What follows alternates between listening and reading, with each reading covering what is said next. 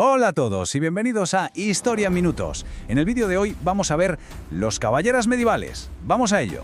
Hoy nos vamos a meter de lleno con una de las figuras más legendarias e icónicas de la Edad Media. A ver, cuando pensamos en un caballero, ¿qué se nos viene a la cabeza? Pues la armadura reluciente, la espada, el honor, rescatar a damisellas, lo típico.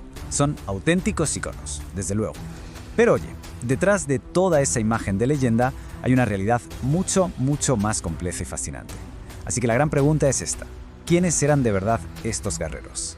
Y para responder a eso, lo primero es entender el mundo en el que vivían. No se puede entender al caballero sin entender el sistema social y político que lo definía todo, desde quién tenía la tierra hasta quién iba a la guerra. Y ese sistema era el feudalismo.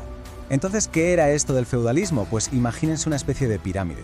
Arriba del todo estaba el rey, y justo debajo los nobles más poderosos, los grandes señores. El rey les daba trozos de tierra gigantescos, que se llamaban feudos. Pero ojo, que no era un regalo. A cambio, estos señores le juraban lealtad y, lo más importante de todo, tenían que proporcionarle soldados si había guerra. Y aquí, justo aquí, es donde aparecen nuestros protagonistas. Porque claro, un señor feudal necesitaba guerreros de élite para cumplir con su parte del trato. ¿Qué hacía? Pues cogía sus tierras y las repartía entre estos luchadores. Era un pacto muy simple en realidad. Yo te doy tierra para que vivas y tú a cambio me juras lealtad y luchas por mí cuando te llame. Básicamente, su función principal era ser la fuerza de choque de su señor. Ahora, uno no se levantaba un día y decía, venga, hoy voy a ser caballero, ni mucho menos. Era un título que había que ganarse a pulso en un proceso larguísimo y muy exigente que empezaba casi desde que eras un crío. Vamos a ver cómo se fabricaba un caballero. Todo empezaba con solo 7 añitos, cuando al niño le enviaban al castillo de un señor para que sirviera como paje. Su trabajo era aprender modales y hacer recados, básicamente. Si el chaval valía, con 14 años pasaba a ser escudero. Y aquí la cosa se ponía seria de verdad. Tenía que servir a un caballero, limpiarle la armadura, cuidar su caballo y sobre todo entrenar a todas horas con las armas. Y si sobrevivía a todo eso, después de casi 15 años de entrenamiento, con unos 21, por fin llegaba esa ceremonia solemne que lo convertía en caballero. Muy bien, una vez que eras caballero, te definían dos cosas. Por un lado, tu equipo de combate, que era la tecnología más puntera de la época, y por otro, el código de conducta, que, al menos en teoría, tenía que regir toda tu vida. ¿El equipo de un caballero era? Bueno, era una pasada. La armadura de placas completa lo convertía casi en un tanque andante, ¿saben? Prácticamente intocable para las armas corrientes. Su espada no era solo un arma letal, era un símbolo de su estatus. Luego la lanza, que era clave para las cargas a caballo. Y el escudo, no solo para protegerse, sino para llevar su emblema familiar y que todo el mundo supiera quién era en mitad de la batalla. Y por supuesto, nada de esto funcionaba sin su caballo de guerra. Un animal entrenado, carísimo, tan importante como el propio guerrero.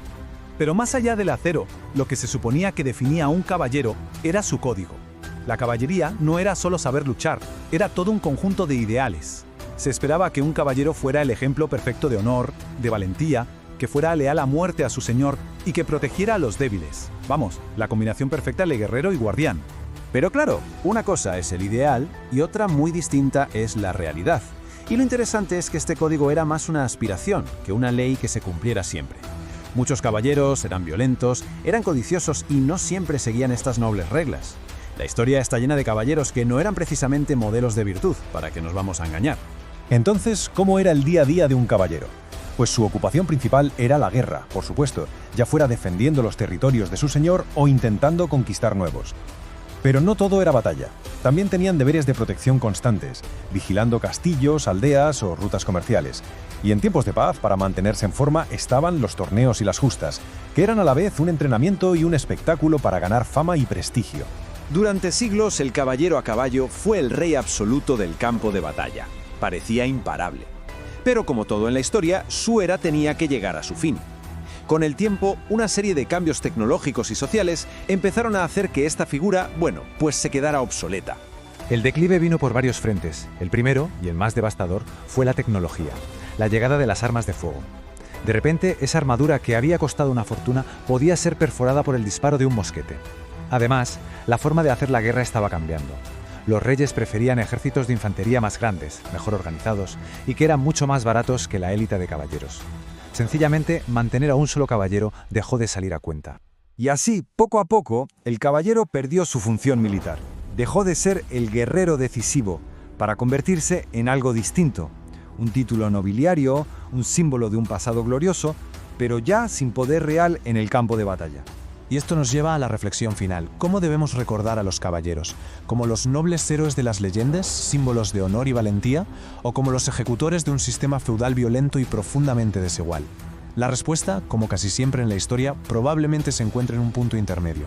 Una figura compleja que fue a la vez pilar de un sistema y protagonista de un mito que perdura hasta hoy. No os olvidéis de dar like y suscribiros al canal si queréis más vídeos como estos. Hasta el próximo vídeo.